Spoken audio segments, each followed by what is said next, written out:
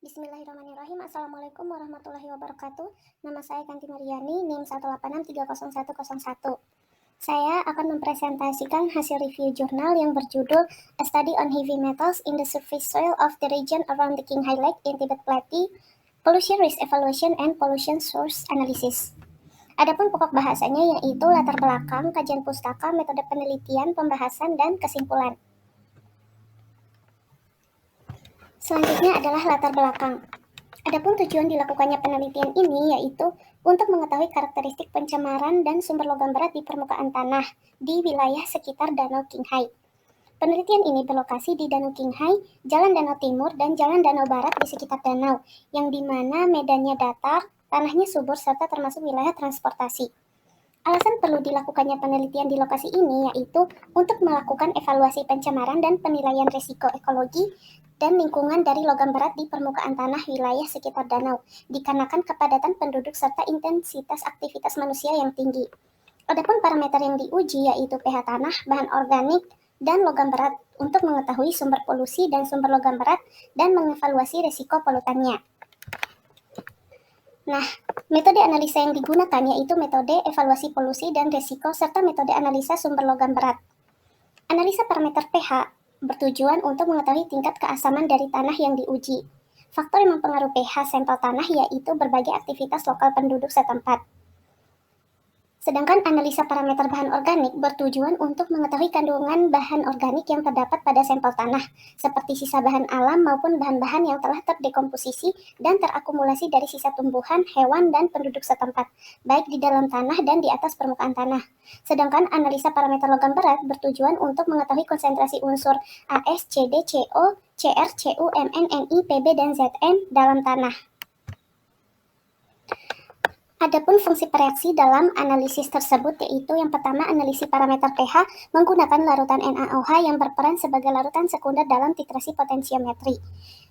Yang kedua, analisa parameter bahan organik menggunakan kalium dikromat sebagai agen pengoksidasi dalam aplikasi laboratorium dan industri. Untuk analisa parameter logam berat menggunakan asam klorida, asam nitrat, asam fluorida, dan asam perklorat untuk proses pencernaan sampel tanah melalui pencernaan gelombang mikro. Adapun reaksi yang terlibat yaitu pada analisa parameter pH menggunakan reaksi titrasi potensiometri. Untuk analisa parameter bahan organik menggunakan reaksi redoks dengan oksidator berupa kalium dikromat. Dan untuk analisa parameter logam berat melibatkan reaksi destruksi dari pereaksi asam untuk mendekomposisi sampel tanah. Adapun titik samplingnya yaitu terdapat 87 titik pengambilan sampel di daerah Danau Qinghai yang dibagi menjadi 5 bagian untuk analisis spasial, yaitu utara 34 titik pengambilan sampel, selatan 18 titik pengambilan sampel, barat 13 titik pengambilan sampel di West Lake Road, dan tenggara 11 titik pengambilan sampel di sebelah barat di East Lake Road, dan timur laut yaitu 11 titik pengambilan sampel di dekat Ganzi Road. Di setiap titik pengambilan sampel digunakan metode pengambilan sampel multi titik diagonal dengan skala 100 x 100 meter untuk mengambil sampel tanah permukaan dengan diameter 0 hingga 20 cm dan mencampurnya secara merata. Adapun peralatan yang digunakan yaitu instrumen berbasis ICP AAS, microwave digestion apparatus, analytical balance, pH meter, centrifuge, dan thermostatic water bath oscillator. Adapun untuk preparasi sampelnya yaitu wadah sampel yang digunakan berupa kemasan plastik dan dikumpulkan lalu dibawa ke laboratorium. Lalu dipreparasi dengan proses pengeringan secara alami di bawah sinar matahari. Selanjutnya di grinding sampel tersebut menggunakan ayakan 100 mesh. Adapun langkah kerja dalam uji ini yaitu pertama, sampel dikumpulkan dan disimpan dalam wadah plastik, sampel dikeringkan di bawah sinar matahari, sampel tanah digrinding dengan ayakan 100 mesh. Lalu, untuk pengujian pH tanah ditentukan melalui titrasi potensiometri dengan rasio air banding tanah yaitu 2,5 berbanding 1 menggunakan pH meter. Nah, untuk penentuan bahan organik ditentukan melalui proses pemanasan eksternal kalium dikromat menggunakan thermostatic water bath oscillator. Nah, Sampel tanah dicerna dengan pencernaan gelombang mikro dan pencernaan oleh 4 asam klorida, asam nitrat, asam fluorida, dan asam perklorat menggunakan alat microwave digestion apparatus. Nah, selanjutnya untuk penentuan konsentrasi logam berat itu ditentukan menggunakan emitter plasma berpasangan induktif menggunakan ICP-AES. Selanjutnya adalah perhitungan. Analisis sumber logam berat dalam tanah menggunakan metode perhitungan PMF, yaitu faktorisasi matriks positif, untuk menganalisis sumber pencemar lingkungan berdasarkan metode analisis faktor. Sedangkan untuk evaluasi pencemaran logam berat di tanah menggunakan analisis indeks numeral, seperti yang tertera di mana PI max yaitu nilai maksimum indeks pencemaran faktor tunggal pada setiap titik sampel, PIF yaitu nilai rata-rata aritmatika dari indeks pencemaran faktor tunggal pada setiap titik sampel. Rumus perhitungan indeks risiko ekologis potensial untuk menganalisis faktor risiko dari polusi, yang dimana EI merupakan faktor risiko ekologis potensial logam berat I, TI respon toksik R faktor logam berat I, CI konsentrasi terukur logam berat I, dan COI mengacu pada standar evaluasi logam berat I dan nilai latar belakang tanah, serta standar kualitas lingkungan tanah Provinsi Qinghai. Adapun pembahasannya yaitu berdasarkan analisis dapat kita lihat pada diagram bahwa kandungan ke-9 logam hampir ditemukan di setiap wilayah titik sampling. Pada wilayah Northeast, kandungan logam Pb dan Cd paling berlimpah, sedangkan pada wilayah Southeast, logam Cd, Mn, dan Zn memiliki konsentrasi yang paling tinggi. Untuk wilayah Barat, logam Cd paling banyak konsentrasi dibanding logam lainnya. Untuk wilayah selatan, konsentrasi logam Cd paling sedikit dibanding konsentrasi Cr, Pb, As, Cu, Zn, Ni, Mn, dan Co. Dan untuk wilayah utara danau, konsentrasi tertinggi yaitu unsur Cu, As, Cr, Ni, dan Co. Nah, berdasarkan baku mutu, Cd, Co, dan Pb melebihi standar baku mutu, terutama Cd. Sedangkan selain unsur itu, masih berada jauh di bawah baku mutu. Selanjutnya yaitu telah hasil analisis evaluasi pencemaran logam berat di tanah. Evaluasi ini menggunakan perhitungan berbasis indeks numeral. Indeks numeral digunakan untuk mengevaluasi polusi yang lebih berat, karena tingkat polusi ditingkatkan setelah memperhitungkan nilai maksimum yang berguna dalam evaluasi dan pengendalian logam berat dalam tanah.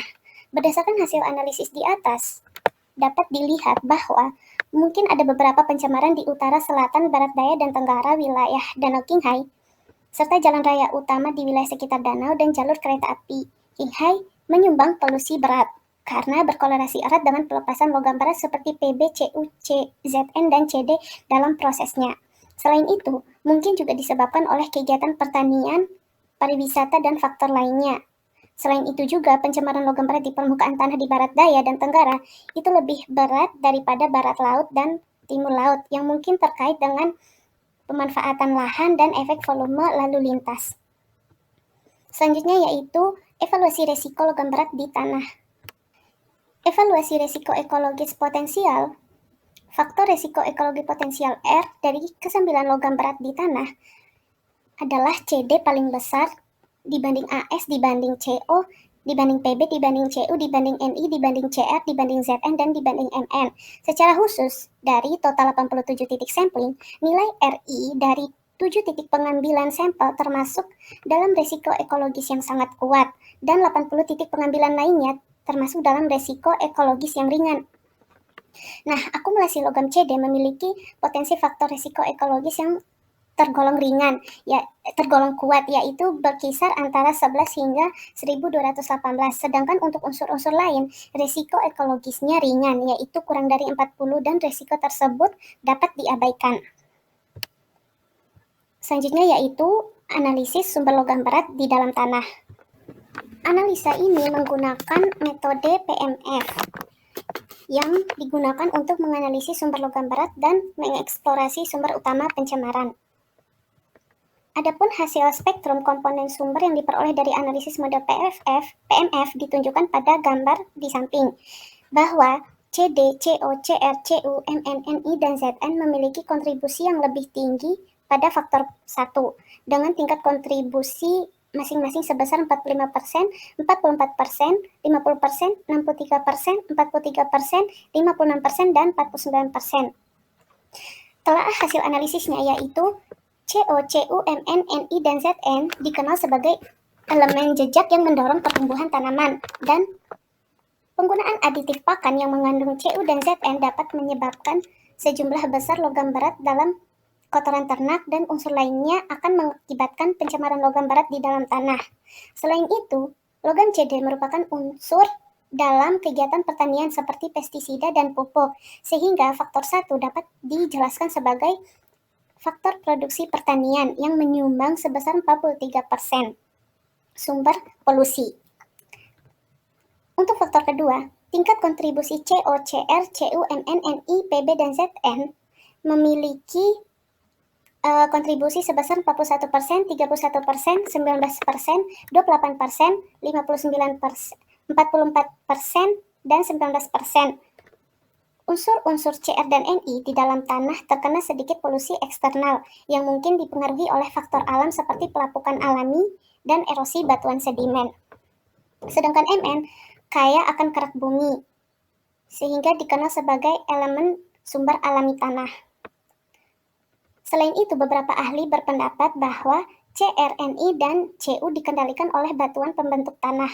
Oleh karena itu, faktor 2 dapat dijelaskan sebagai sumber alami yang menyumbang sebesar 25% polusi tanah. Seperti faktor sebelumnya, faktor 3 dengan tingkat kontribusi mencapai 67% kemungkinan besar dipengaruhi oleh pembakaran batu bara dan peleburan bersih serta baja. Meskipun tidak ada pabrik peleburan besar di wilayah tersebut, tetapi masyarakat tetap membakar batu bara untuk memperoleh panas, sehingga faktor 3 dapat dijelaskan sebagai sumber pembakaran yang menyumbang sebesar 19,67% polusi.